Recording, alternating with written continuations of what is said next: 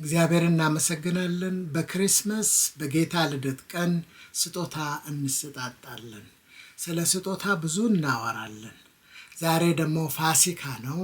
ፋሲካችን ክርስቶስ ታርዷልና ይላል የቆሮንቶስ መጽሐፍ። ዛሬስ ምን አይነት ስጦታ እየተሰጣጣን ነው? እጅግ መልካም ዜና አለን።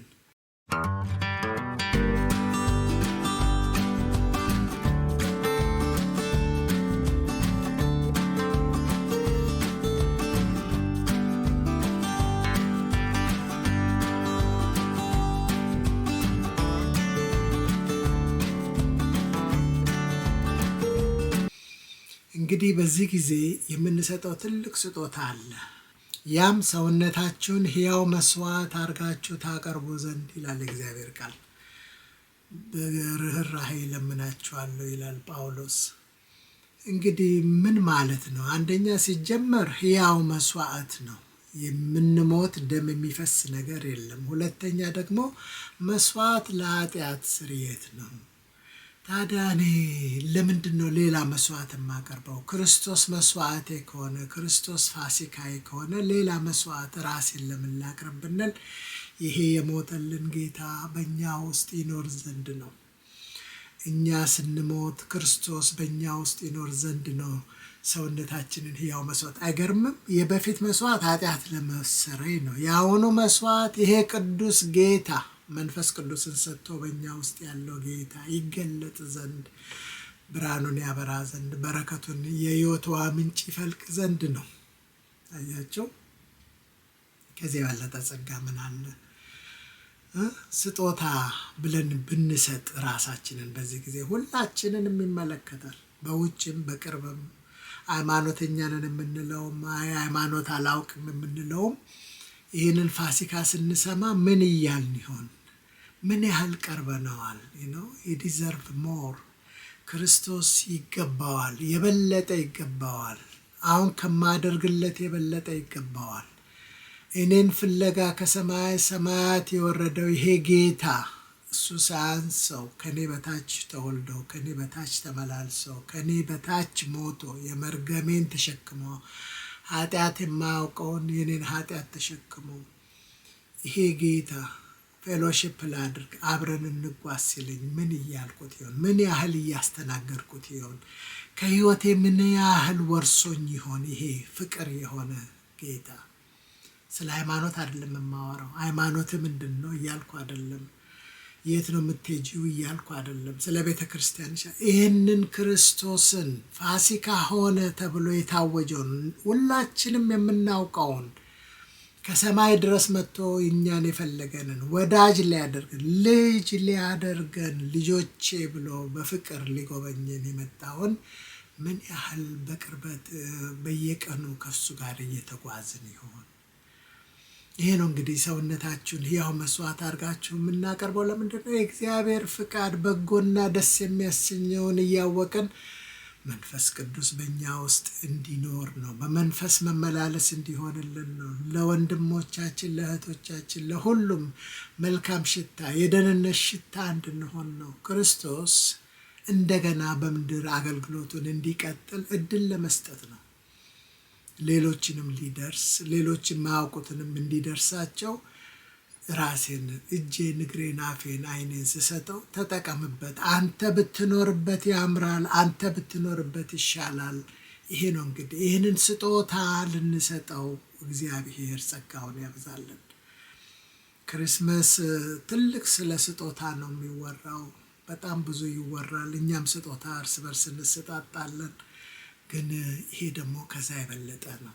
መምጣቱ ሳያንስ፣ ስጋ መልበሱ ሳያንስ፣ ጭራሽ ኃጢአት ተሸክሞ አባቴን አባቱ ጋር ተለያይቶ የማያውቀው የታለ ለምን ተውከኝ ብሎ እስኪጮህ ድረስ በኃጢአት ምክንያት።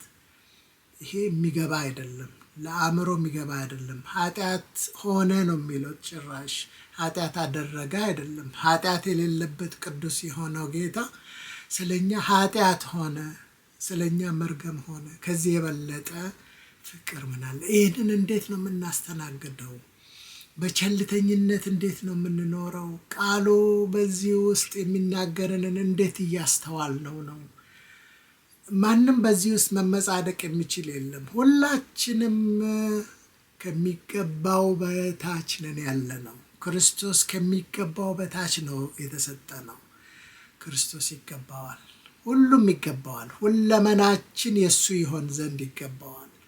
ይህንን ጌታ በዚህ በፋሲካ ራሳችንን በመስጠት እርሱን በማወቅ ወደ እርሱ ጋር ሪሌሽንሺፕ በመጀመር አብሮ በመጓዝ ድምፁን በመስማት በጎቼ ድምፄን ይሰማሉ ይላል። አያችሁ፣ በጎች እንሁን። እርሱን አስተናግደን በጎች ሆነን ድምፁን እየሰማን ዕለት ዕለት ከእርሱ ጋር በቁርኝት በመጣበቅ ቅርንጫፍ ከግንዱ ጋር እንደተጣበቀ ብዙ ፍሬም እንደሚያፈራ ያን ያህል በእርሱ ውስጥ እንድንሆን ጌታ ይጋብዘናል። ይህ ፋሲካ ትልቅ የስጦታ ጊዜ ይሁን። በመዘመር ብቻ እናሳልፈው፣ በስብከት ብቻ እናሳልፈው፣ በመብላት በመጠጣት ብቻ እናሳልፈው። ወደ ጓዳችን ገብተን ሰው ሳያየን በልባችን ጓዳ ውስጥ ክርስቶስ ጋር ወዳጅነትን እንጀምርበት። በዚህ ጊዜ እናድስ፣ ራሳችንን እናድስ፣ ግንኙነታችንን እናድስ። ጌታ ኢየሱስ ይገባዋል፣ እናውቀው ዘንድ ይገባዋል። ፍቅረኛችን ይሆን ዘንድ፣ ወዳጃችን ይሆን ዘንድ፣ ጌታችን ይሆን ዘንድ፣ እረኛችን ረድኤታችን ይሆን ዘንድ ይገባዋል። ጌታ ከእርሱ ውጪ ማንም አያስፈልገንም። ጌታ ብቻውን በቂ ነው፣ ተአምረኛ ነው። በእርሱ ነው ሁሉም የሚገኘው፣ በእርሱ ነው በረከቱም ወደኛ የሚመጣው። ታዲያ ይህንን ጌታ ራሳችንን ብንሰጠው የሞተ ማንነት፣ በኃጢአት ከእግዚአብሔር የተለየ ማንነት፣ የቁጣ ልጅ ሆነን ከርስድ ሆነን ከእግዚአብሔር የተለየ ማንነት፣ ይህን ሪዲም አድርገው በደሙ አድሰው ሰው አድርገው ቀድሰው ጽድቁን ጽድቃችን አድርገው ጥበቡን ጥበባችን አድርገው ቅድስናውን ቅድስናችን አድርገው ወደዚህ ክብር ወደ ጸጋው ዙፋን ሰተት ብሎ ያገባንን ጌታ ምን ያህል ወዳጆች ነን። ከባለቤታችን ጋር፣ ከጓደኛችን ጋር፣ ከልጆቻችን፣ ከወላጆቻችን ጋር ካለው ሪሌሽንሺፕ የበለጠ ዲፐር የሆነ ሚኒንግፉል የሆነ 24/7 እያደገ እየበራ የሚሄድ ሪሌሽንሺፕ ነው ያለን። ያ ነው እንግዲህ ስጦታ ለጌታ የምንሰጠው ራሳችንን ነው። ለዚህ ምድር የምታስፈልግ ነገር ቢኖር፣ ለዚህ መከራ በበዛበት ጨለማ ዓለም ውስጥ የሚያስፈልገው ነገር ቢኖር ክርስቶስ እንዲመላለስ ነው። ክርስቶስ ይመላለስ ዘንድ ግን እኛን ይፈልጋል። አባታችን በእኛ ውስጥ ተገልጦ ነው በመንፈሱ ሊባርክ የሰማይን በሰማይ ያለችውን በጎ ፍቃዱን በዚህ ምድርም እንዲሆን እኛን ይፈልጋል። እና እስቲ በዚህ ፋሲካ ስጦታዬ እኔ አንተ ነኝ እንበለው፣ እንቅረበው። ካለንበት ቦታ የተለያየ ፖዚሽን ላይ ነን ያለነው። በዚህ መንፈሳዊ ጉዞ አንዳችን ከአንዳችን አንበልጥም። ካለንበት ግን ፈቀቅ እንበል፣ ጠጋ እንበል፣ ወደ እርሱ ከፍ እንበል፣ ከክብር ወደ ክብር እንሸጋገር። በኢየሱስ ስም አሜን።